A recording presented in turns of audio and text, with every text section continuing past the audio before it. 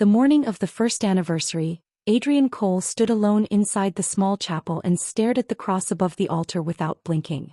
He had not been inside this room since the day they buried her. The chapel had been Elena's idea.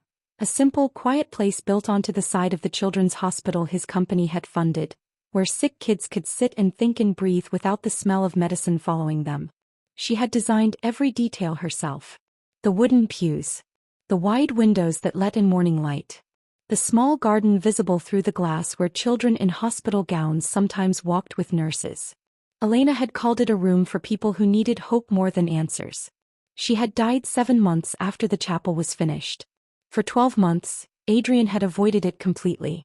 He was a man who ran on precision. On numbers and decisions and outcomes. Grief did not fit inside any model he knew, so he had done what billionaires do when they don't know what else to do. He had worked. He had acquired 3 new companies. He had restructured 2 existing ones. He had attended meetings in 7 countries and slept 4 hours a night and told himself that momentum was the same thing as healing. It wasn't. He knew that the moment he stepped through the chapel door that morning and the silence hit him like a wall. He sat down in the front pew. He looked at his hands.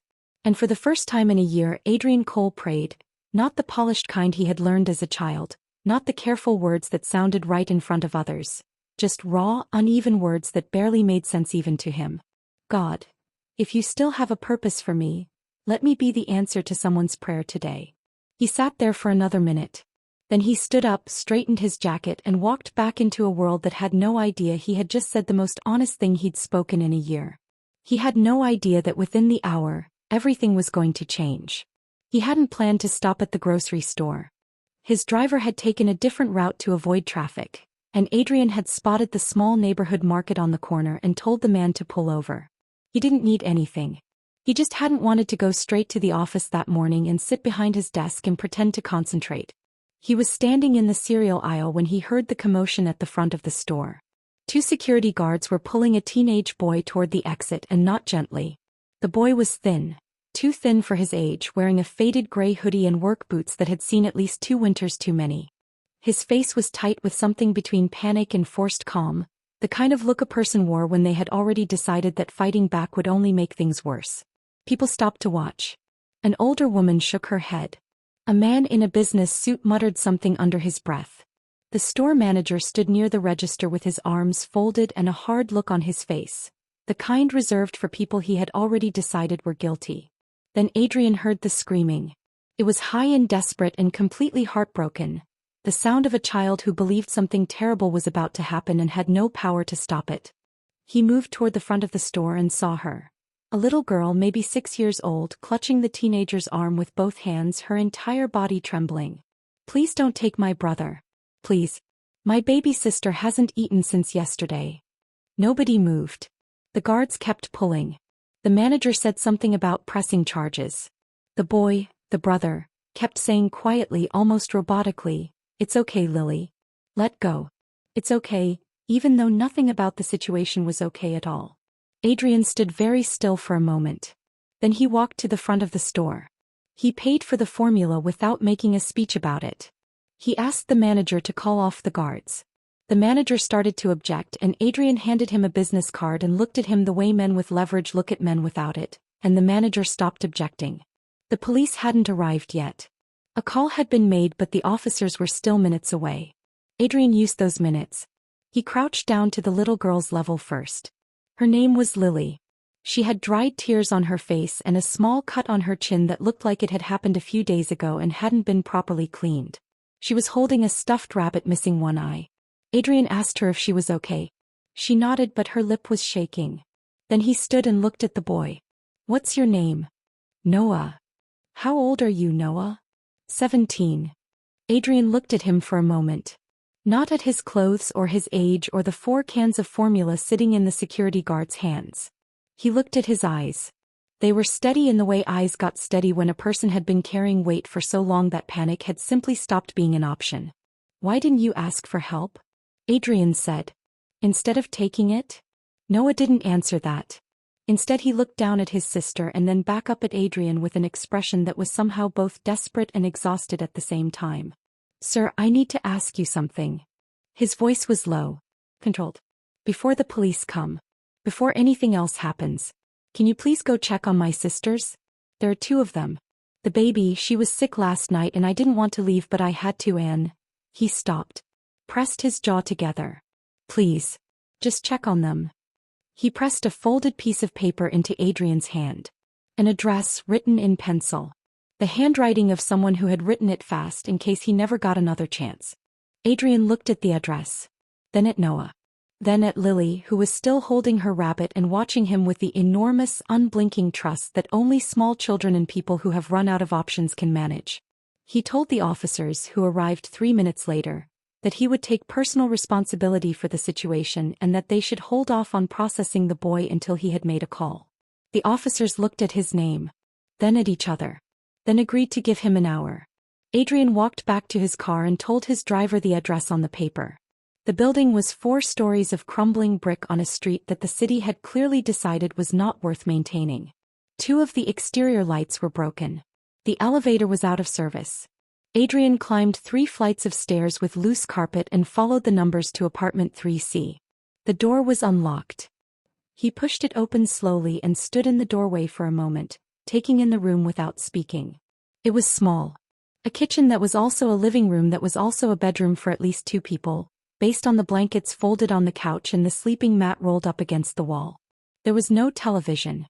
There was a small table with a broken leg propped up by a stack of textbooks.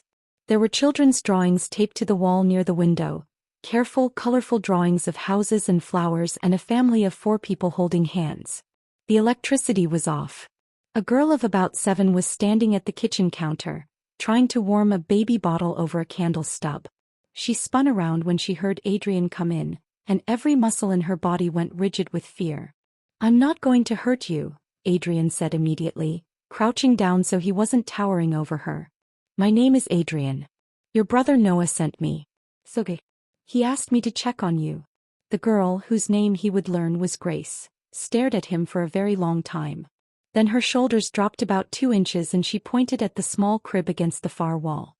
Maya won't stop crying, she said. I've been trying to warm her bottle but the electricity went off 2 days ago and I don't want to burn myself. Adrian looked at the crib. The baby inside it was 9 months old and far too light. He could see that even without picking her up. Her color was off and she had the hollow, listless look of an infant who had been underfed for long enough that crying had become too much effort. He called his personal physician before he called anyone else. While they waited, he sat on the floor next to Grace and asked her careful questions. Where was her mother? Grace said she didn't know. She said Mama had gone to a meeting 6 months ago and hadn't come home. She said Noah told her Mama had gone away for a little while but Grace didn't believe that anymore because Mama wouldn't leave without her Bible. Adrian looked at the small shelf near the door. There was a Bible there, worn, the spine cracked in several places from use, the cover soft with handling. It sat between a framed photo of a woman with 2 children and a small ceramic angel missing 1 wing. He looked at it for a long moment. A woman who loved that book enough to crack its spine wouldn't leave without it. He had known enough about grief and loss in the past year to know that people took the things that mattered most when they left. They didn't abandon them. Something was wrong with this picture. Something had been wrong with it for 6 months and nobody had looked closely enough to notice. His physician arrived within 20 minutes and began examining Maya immediately. Adrian stood near the window while the doctor worked, and his eyes kept drifting back to the Bible on the shelf. He walked over to it. He wasn't sure why. Maybe because Elena had kept a Bible on her nightstand her entire adult life and he knew what it meant when someone who loved a book that much left it behind. He picked it up carefully. A folded envelope slipped out from between the pages and fell to the floor. He picked it up. The outside was addressed in tight, careful handwriting. To whoever finally believes my son. He opened it. The letter inside was 2 pages handwritten, the ink smudged in a few places like the person writing it had been crying or moving fast. It was dated 5 days before the woman had disappeared. Her name was Diane Carter. She was a data entry clerk at a non-profit called Hands United, a charity that collected food donations and financial contributions to distribute emergency supplies to low-income families across the city. She had worked there for 2 years. 3 weeks before she wrote the letter, she had made a mistake that changed everything. She had been assigned to audit a set of financial records that weren't meant for her. A miscommunication between departments. A file that landed in the wrong inbox. What she found inside it had made her physically ill. The letter described in careful, frightened detail a financial scheme that had been running for at least 4 years. Donation funds, millions of dollars that families and companies and foundations had given to feed hungry people, had been systematically diverted. The food itself, thousands of units of supplies meant for distribution, had been sold to private buyers at market rate. The families on the waiting list had received nothing or a fraction of what was promised. The paperwork had been falsified at multiple points. Diane had taken photographs of the documents on her phone. She had gone to her supervisor. Her supervisor had told her she must have misunderstood. She had gone higher. Within 24 hours she had been quietly reassigned, her access to the financial systems removed, and a memo had appeared in her file about performance concerns that had never been mentioned to her face. She had gone to the police. They had taken her statement and told her they would look into it. 3 days later she received a phone call. The voice on the other end had not introduced itself. It had simply said very calmly that people who caused problems for powerful organizations sometimes found that their problems became much larger than they had originally imagined. 2 days after that she was gone. Adrian read the letter twice. Then he folded it carefully and put it in his jacket pocket. He looked at Grace, sitting on the floor watching him with wide, careful eyes. "Is your mama coming back?" Grace asked. Adrian looked at the letter in his pocket. At the Bible. At the photo of Diane Carter on the shelf, smiling with her children in front of a park. "I'm going to find out," he said. He moved carefully. He had learned, in 20 years of business, that the moment you let someone know you were looking, they started hiding things. So he didn't announce anything. He didn't go to the press. He didn't call his attorneys and instruct them to fire off demands. He simply started digging, quietly, using every resource he had, and told nobody except the 2 people in his organization he trusted without reservation. What he found in the first 48 hours stopped him cold. Hands United was one of 17 charitable organizations that his company's foundation, the Cole Family Foundation, had donated to over the past 6 years. The donations had been substantial. They had also been consistent. Elena had personally selected Hands United as a flagship partner in the foundation's hunger relief initiative. She had visited their distribution centers twice. She had spoken at their annual gala. His own money had been funding this. He sat with that for a long time. The deeper his investigators went, the cleaner the surface of the organization looked, and the filthier everything beneath it became. The public financial filings showed exactly what a well-run charity should show. But the internal transfer records, the ones his team accessed through methods he preferred not to examine too closely, told a different story entirely. $17 million over 4 years. That was the number his lead analyst put in front of him on a Tuesday morning with shaking hands. $17 million in donations had been routed through a series of subsidiary accounts and shell companies and converted into payments that went to private individuals. The food diversion was even more direct. Local warehouse records showed consistent discrepancies between what was received and what was distributed, with the missing inventory untraceable in the official paperwork but visible if you knew where to look in the logistics records. Families who had been told food boxes were coming had waited and nothing arrived. Children had gone to bed hungry while the people running the organization had paid for renovations on vacation properties and leased vehicles and spent money that was never theirs to spend. Adrian sat in his office at 11 o'clock at night staring at the numbers on his screen and thought about Maya, 9 months old and dangerously underweight in a crib in a dark apartment. He thought about Grace trying to warm a bottle over a candle stub. He thought about Noah standing in a grocery store with 4 cans of formula in his jacket, the look in his eyes of someone who had already accepted that there was no other option. Then his analyst came back with one more piece of information. The name at the center of it all. Marcus Hale had been Adrian's closest friend for 23 years. They had met in their first year of business school. 2 competitive, ambitious, hungry young men who had recognized something familiar in each other across a crowded lecture hall.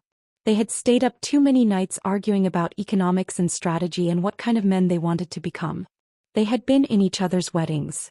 Marcus had been the one who sat with Adrian in the hospital waiting room the night Elena had been diagnosed. He had been the one Adrian had called, sobbing at 2 in the morning when she died. 3 months after the funeral, when Adrian had needed to step back from the foundation's operations because he couldn't look at anything Elena had built without coming apart, it had been Marcus he'd turned to. Marcus, who had volunteered to take on the oversight role. Marcus, who had said, "Brother, you've been carrying everything. Let me carry this one for a while." Adrian had been grateful. He had been grateful for 3 years. He sat in his office at midnight looking at Marcus Hale's name on a document his analyst had put in front of him, and he felt something he hadn't expected to feel. Not rage, not even shock, but a deep and nauseating grief, the kind that came from realizing that the betrayal hadn't begun recently. That it had been carefully, patiently built inside the space left by someone he had already lost. Marcus had used Adrian's grief as cover.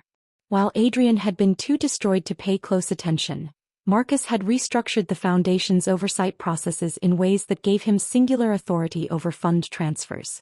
He had cultivated relationships with the organization's executives. He had quietly positioned himself as the man in control, knowing that the man whose name was actually on the Foundation wouldn't look too closely at anything painful for a very long time.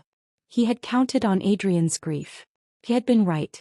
Adrian closed the report. He looked out the window at the city below and breathed slowly for a long moment. Then he picked up his phone and called his attorneys. Not to confront Marcus. Not yet.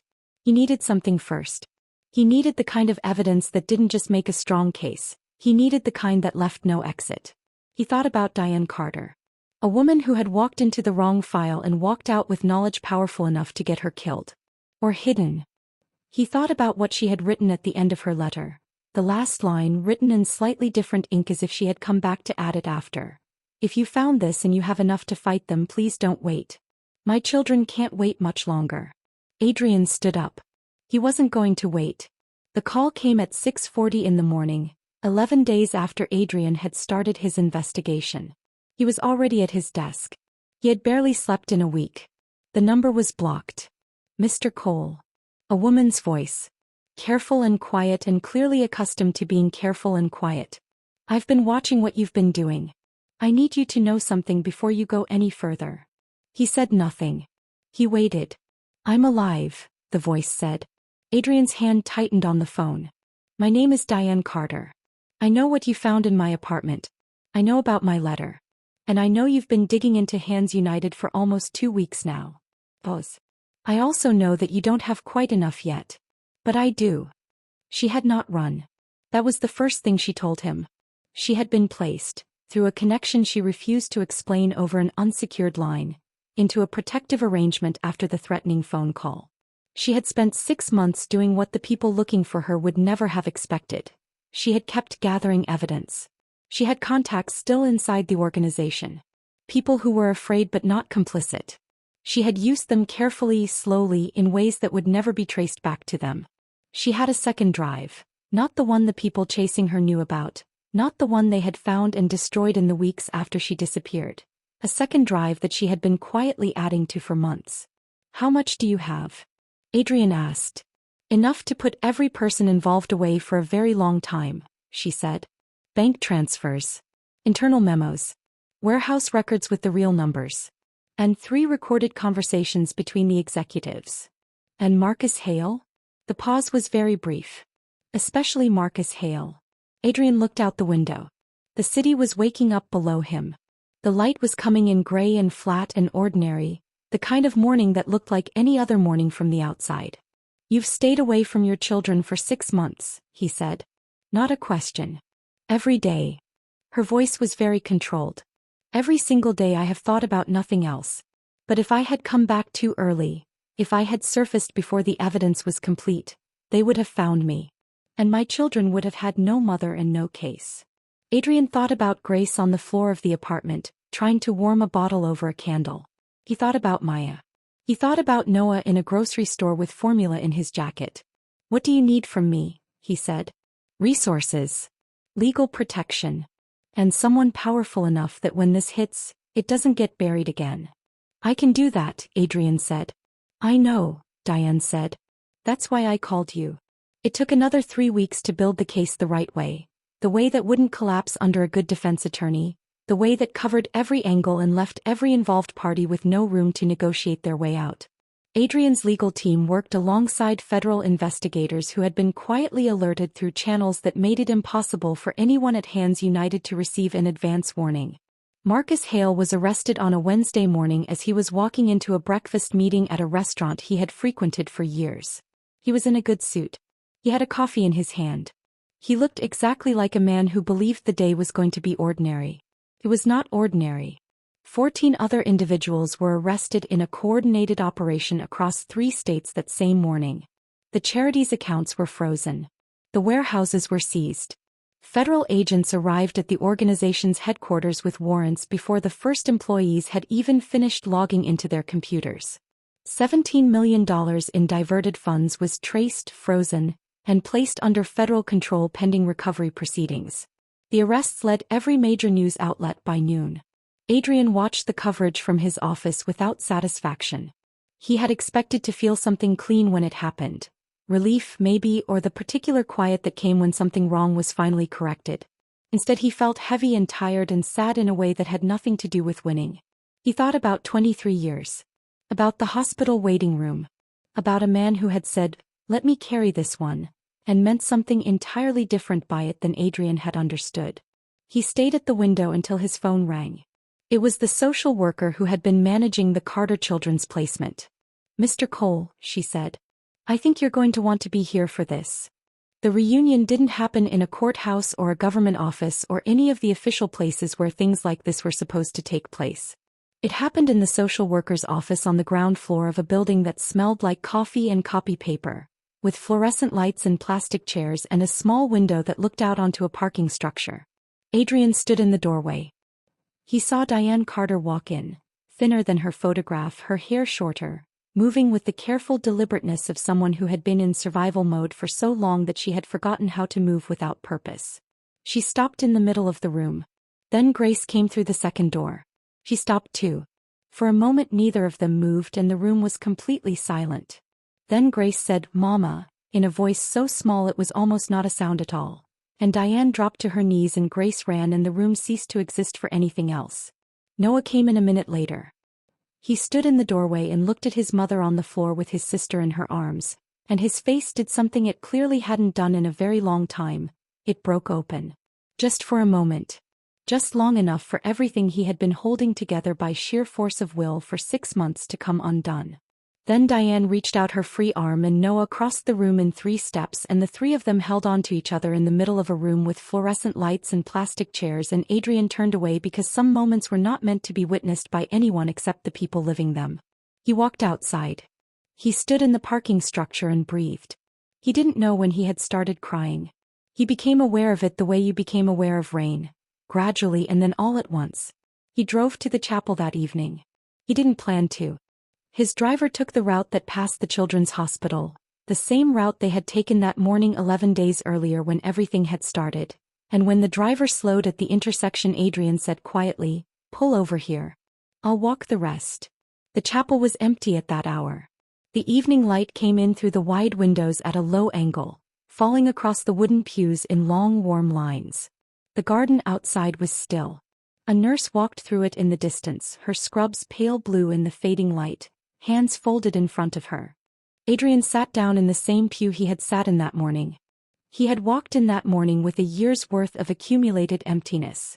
He had asked one honest question, not even a real prayer, just the rawest thing he could manage, and then walked away believing that nothing would answer it. He sat with that now. He thought about Noah, who had stolen formula because there was no other way to feed an infant. Who had spent 6 months raising 2 sisters alone in an apartment without power, going to school in the daytime and working a bagging job in the evenings, and never once telling anyone how completely impossible his situation was, because he had decided that protecting his family was more important than his own desperation. He thought about Diane, who had stayed away from her children for 6 months because coming back too soon would have meant the people who hurt them would never face consequences. Who had gathered evidence in the dark, quietly, patiently, with nothing but her own courage and a phone she couldn't use to call her daughter. He thought about Grace, warming a bottle over a candle stub. About Maya, too quiet in her crib. He thought about Elena. Elena had always said that the point of having resources was never the resources themselves. She had said it in board meetings and at galas and in private, when it was just the 2 of them at the kitchen table and she was talking about the foundation with the particular focused energy she got when she cared deeply about something. The point is access, she had said. The point is that you can open a door that someone else can't reach. The point is showing up. He had spent a year not showing up. Not because he didn't care, but because he had believed, somewhere in the architecture of his grief, that showing up for things meant accepting that Elena was gone. That if he kept moving, kept doing, kept being useful, he would somehow confirm the fact of her absence. He understood now that he had it backward. She had not wanted him to spend the rest of his life mourning her. She had wanted him to spend the rest of his life doing the things they had both believed in. Not in her memory, not as tribute, but because those things mattered and he was still alive and still capable and still, apparently, able to stumble into a grocery store at exactly the right moment and see a little girl with a stuffed rabbit and choose to stay. The prayer he had prayed that morning had been about becoming an answer. He sat now in the evening light and understood that the Carter family had answered something in him too. That they had cracked open a door he had believed was permanently closed and let light back into a room that had been dark for 12 months. He didn't know what to call that. He didn't think he needed to. He just sat with it quietly in the chapel Elena had built, until the light outside faded completely. 1 year later, the first Carter Family Resource Center opened in the same neighborhood where Noah had walked into a grocery store with formula in his jacket and a 6-year-old girl had screamed for someone to listen. It was the first of what would eventually become a nationwide network. 47 centers across 22 states, each one offering emergency food, legal aid, utility assistance and childcare services specifically designed for siblings who were raising younger brothers and sisters alone. The legal advocacy program was named after Diane Carter's initial report. The report the police had dismissed, the one that had cost her 6 months of her children's lives, the one that had ultimately brought down 17 people and recovered $17 million. She ran the legal division of the network now. Noah was in his 2nd year of pre-law, on a scholarship the foundation had created specifically for young people who had served as primary caregivers to minor siblings. Grace, at 8, had declared with complete seriousness that she intended to be the first person in her family to become a judge. Maya, who had spent 2 weeks in the hospital after the night Adrian had found her, was healthy and loud and deeply opinionated about which stuffed animals deserved the front spot on her bed. At the entrance of every resource center there was a plaque. Simple wood, simple text, no ornamentation. Just the words that had started all of it. God, if you still have a purpose for me, let me be the answer to someone's prayer today. Thousands of people read those words every year. Most of them had no idea where they came from. They read them on the way in when they were frightened and exhausted and had no idea what to do next, and something about the words made them feel slightly less alone. Adrian didn't put his name on the plaque. He hadn't wanted to. But sometimes on quiet mornings he drove to one of the centers and parked and sat and watched people walk through the entrance. He watched them stop and read the words. He watched something shift in their faces, something small, almost invisible but real. He had asked God on the worst morning of a very bad year, to let him be the answer to someone's prayer. The truth he hadn't known yet was that he had already been walking toward the answer before the prayer was finished. That something, call it purpose, call it grace, call it the particular way the universe occasionally arranges itself into a story that makes sense only in retrospect, had already been moving him toward a grocery store on a side street where a little girl was screaming for someone to pay attention. The greatest miracle hadn't been that the prayer was answered. It was that he had walked into the answer less than an hour after he had said amen. He knew that now. What he didn't know, what none of them knew yet, was that Grace's case file, the one that had been formally closed after the family reunification, had been accessed 3 days ago by someone inside the social services system. Someone who had flagged it. Someone whose name appeared nowhere in the original investigation. And that the name attached to the access request was one that Adrian had never heard before. But would soon never forget.